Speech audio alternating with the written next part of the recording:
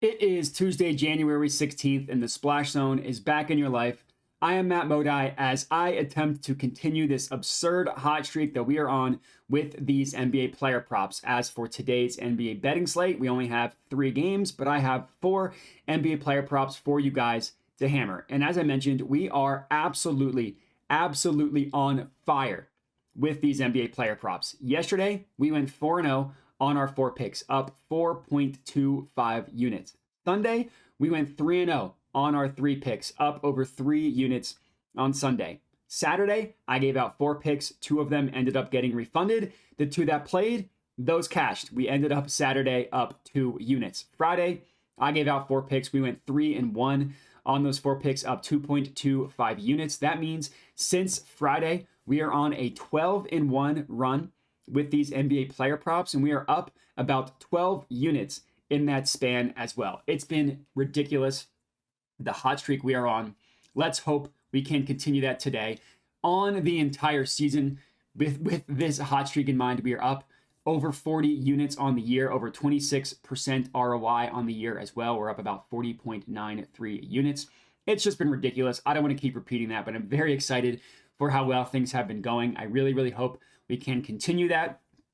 If you're new to my channel, would definitely recommend subscribing so you can catch the next heater and hopefully catch this current heater that we're on. And then, of course, if you could, regardless, like the video, comment, let me know your thoughts. Let me know if you've been tailing, if you've been enjoying the plays that we've been giving out. All that stuff helps me out a ton.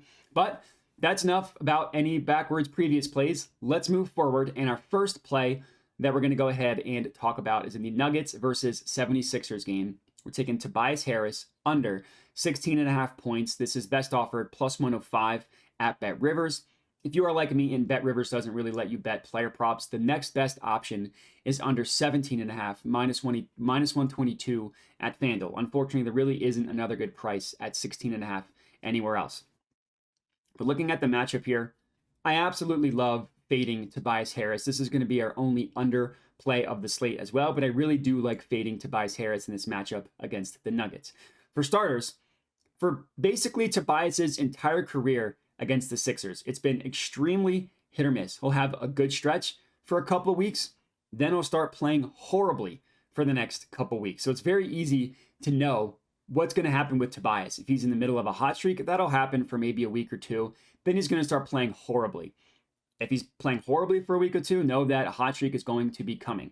And I'm guessing that the struggling part of the arc of Tobias already started happening last game and is going to continue to happen as well. Prior to his most recent game, Tobias had a pretty insane stretch for Tobias's standards. He had scored 30 points in back-to-back games, again, heading in to this most recent game against the Rockets. And prior to that, he had scored 20-plus points in 4 of 5 games. Pretty good 10-game stretch for Tobias. Well, if you isolate it back, even going back further than that 10-game stretch that I'm talking about, he had gone under 16.5 points in 12 of 13 games. And he had just played horribly in that 13-game stretch as well. So he broke out of that 13-game stretch with a nice 10-game stretch after that. He's the ultimate flip-flop type of player. And I think now is when Tobias is going to start flopping. Last game against the Rockets, he scored 10 points in a tough matchup against the Rockets. And this is another tough matchup against the Nuggets. I'm projecting him to struggle again in this one. Props.cash lists the Nuggets as the second toughest matchup in the NBA for small forwards like Tobias, mostly because they get the Aaron Gordon treatment. And anybody, if you can play aggressive, up-in-your-face defense against Tobias, that's not how he likes to operate. He needs space. He's not a quick catch and shoot kind of guy. He needs about 45 seconds to fire away from deep. So my guess here is that Tobias is going to continue to play poorly, continuing from last game, hopefully cashing this underplay for us. Next up, we're sticking in the same games, Nuggets versus Sixers. We're taking Joel Embiid over 32.5 points. This is best offered minus 115 odds at ESPN Bet. So the same game. Now we're going to start getting to our overs of the slate. It might seem square taking an Embiid over against the Nuggets with the whole Jokic thing. And I'm praying that Embiid actually does suit up in this game. As of right now, he's expected to play. Last I checked, there's been no communication other than that that tells you that he's not going to play. But if he ends up getting ruled out, that just means we'll get this refunded. If he plays, he's going to play a normal allotment of minutes.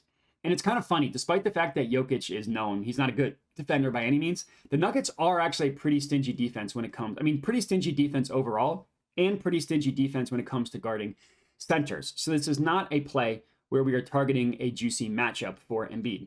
I'm not telling you that I'm playing this because of the whole Embiid versus Jokic narrative. I don't really care about that narrative. I don't really think that's a thing anymore. Embiid won his MVP last year. Then he embarrassed himself in the playoffs. I don't think he is gunning for the MVP this year like he was the previous season. This is mostly a play, because despite the minus 115 odds, we're still getting a really good price. That's why I decided to keep it at this play over the 32.5 at minus 115, as opposed to pumping it up, because again, this is a good price at minus 115 odds. DraftKings had this at minus 125, while every other book, including books that we care about, FanDuel, BetOnline, they priced this at 33.5 instead of 32.5. So that's the value there.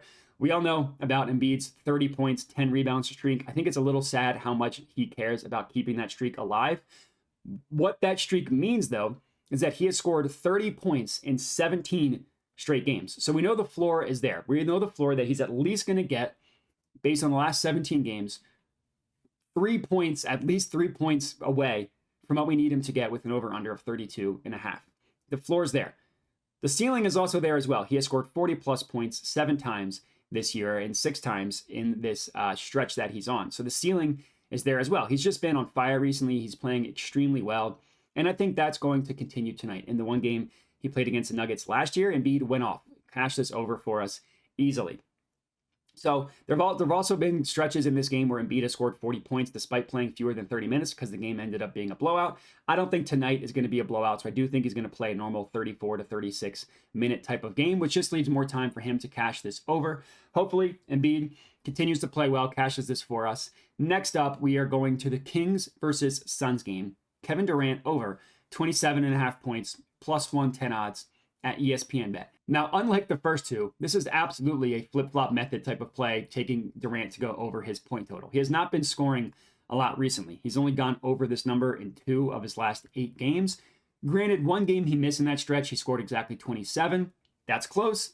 That still would have gone under this play. So he's not been scoring nearly as much recently, but even if you take into account this recent cold streak, Durant has scored 28 or more points in 20 of 32 games this year, which means that heading into this 8-game stretch, he had done it in 18 of 24. So he had been playing really well, and he recently just hasn't been scoring a lot.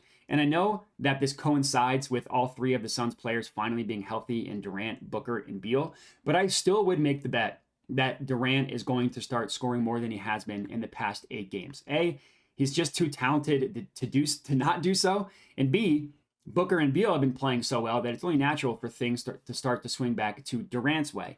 And this is also a very, very juicy matchup against the Kings. So this is more in line with what I normally like to do. A flip-flop method. B, target a bad defense. The Kings, according to props.cash, are listed as the 4th easiest matchup in the NBA for power forwards. And according to Courtside Pal, which is a new website that I've been using that is incredible, the Kings give up the 2nd most points per game to someone of Durant's shot profile. So this one is going to feel scary because of how much Durant has been struggling recently, but I'm calling my shot that he breaks out of that slump tonight and that he goes over 27.5 points. Hopefully he does, cashing our 3rd play. Next up, 4th and final pick of the evening. Same game, Kings versus Suns. We're taking De'Aaron Fox, 30-plus points, plus 130 odds at DraftKings. So our last play of the slate is also going to be our spiciest in terms of odds, backing Fox to get to 30 points. Heading into Fox's most recent game, so taking that game out, Fox had been ice cold, absolutely ice cold heading into that game against the Bucks. And I'm talking legitimately the coldest player in the entire NBA. Again, this stat is via Courtside Pal.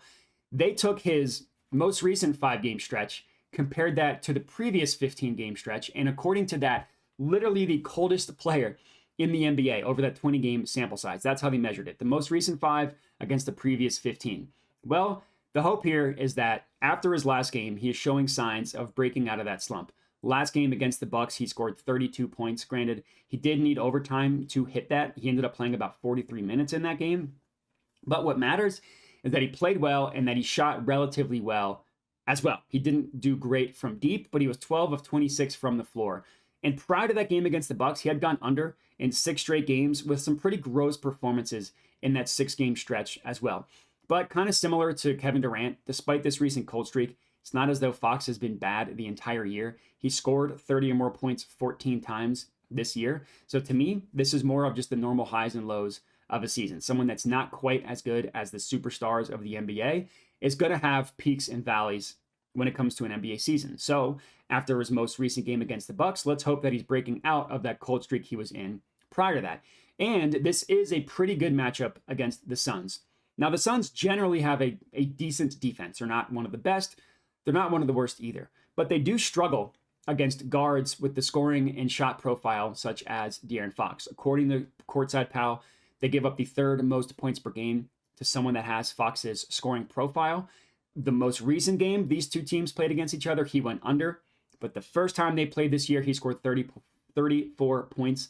Let's hope he can get close to that again in this one, cashing our juiciest play and our 4th and final pick of the evening.